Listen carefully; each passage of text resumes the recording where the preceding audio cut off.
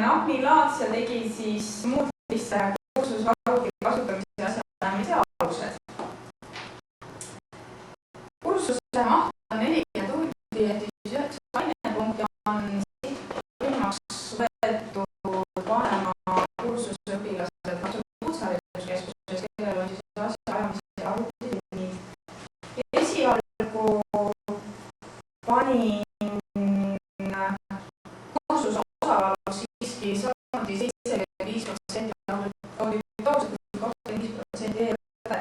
Just sellest seisukohast lähtudes, et kuna õpilastel ei ole ikkagi nii palju iseseisvust, et nad peaksid ikkagi rohkem olema tundides koha pealt, siis võib-olla rohkem tehtud. Kuid kavatsen katsetada e-õppena seoses õpipoisi keelekirja avamisega. Kuidas ta siis hakkab toimima?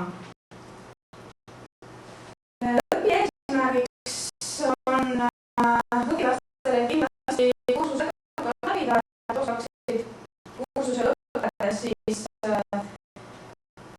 praktilist asjaajamist ja oskaksid oma dokumente vormistada nõuetekohaselt.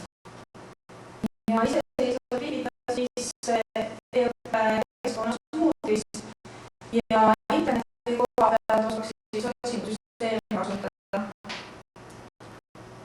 Eelduseks kindlasti peab olema arvuti esialgne teadmine ehk siis läbitud arvuti 40 tundi, mis on õppekavas ette nähtud, et oskaks siis teksti faile luua ja salvestada, samuti ka elementaarne interneti kasutus.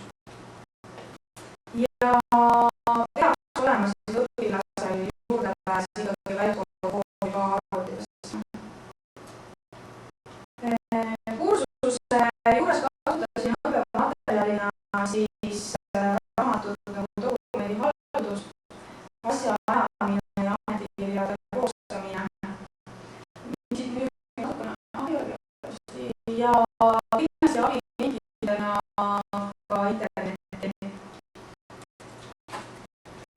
Ja sisaldab õppematerjalide just juhendmaterjalide kodutööde ja iseseisvate tööde jaoks.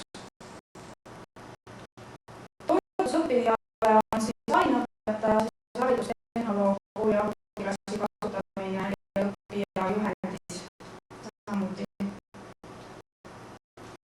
Kursuse ülesehitus iga praegu panin lihtsalt pealehed välja.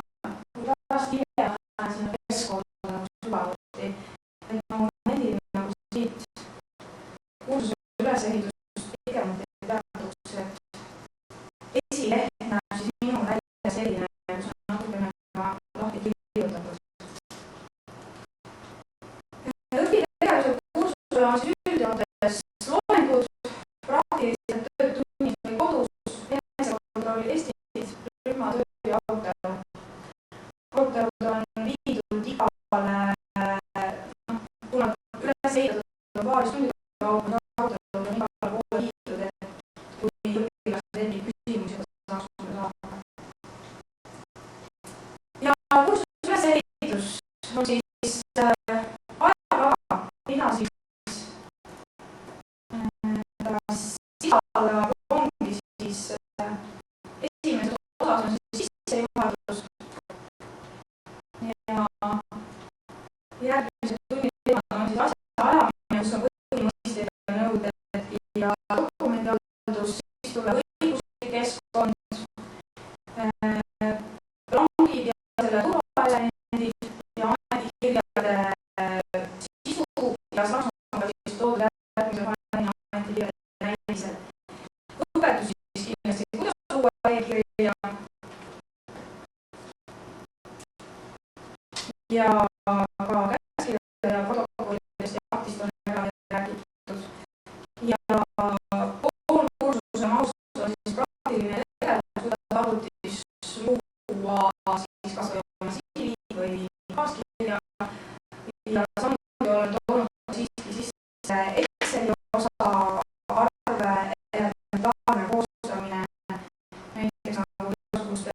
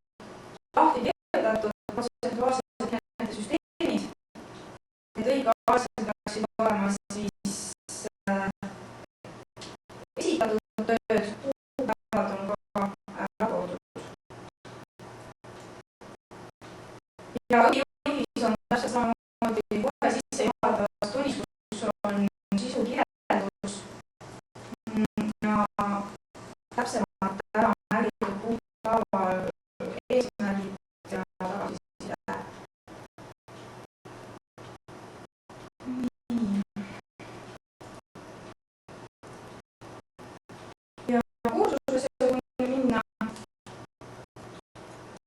Läheme siin sisse. Näitan ka kursust natuke ära.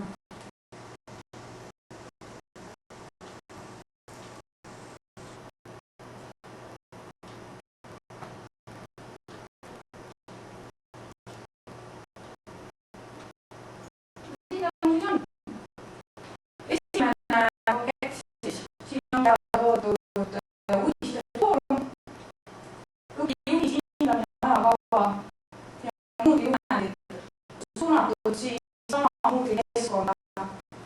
Interneti saavad lugeda kõigi uudiseid. Ja siis saavad esitada siis küsimusi, probleeme, kui on tekkinud esimese korraga. Ja siis tagavad siis YouTube tundide sisud. Kõige esimene siis hädaajamine, dokumendihaldus ja siis tulevad arutelud. Esimesel on lihtsalt ka arutelu, mis on asjaajamine ja dokument kodutöö lahti. Et saavad lahti kirjutada, kuidas nad aru said, kui on minu aspekte lugenud. Ja samas on toodud siis ka arutelud igakini juurde küsimuse näol,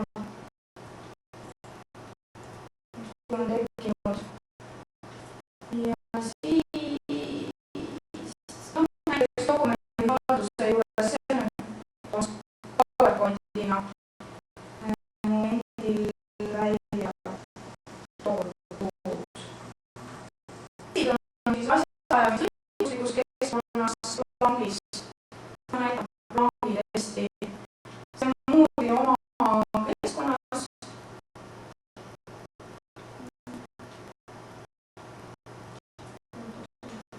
Jah, selline test siis. Siin saab valida kasutada. Praegusel momendil nad saavad seda testi kasutada kuni lõpmatuseni, nii kaua kui nad saavad õige vastuse kätte. Mina praegu soovitasin nendel kindlasti seda läbi teha, meil tuleb kontrolltöö, mida ma kavatsen paberkandjal esialgu teha, aga siin nad saaksid õppida.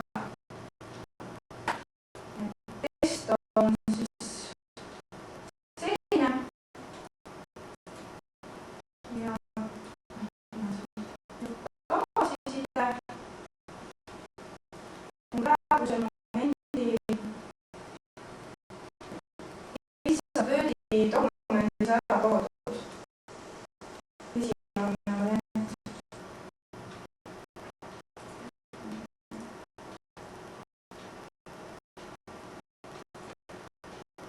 Oi.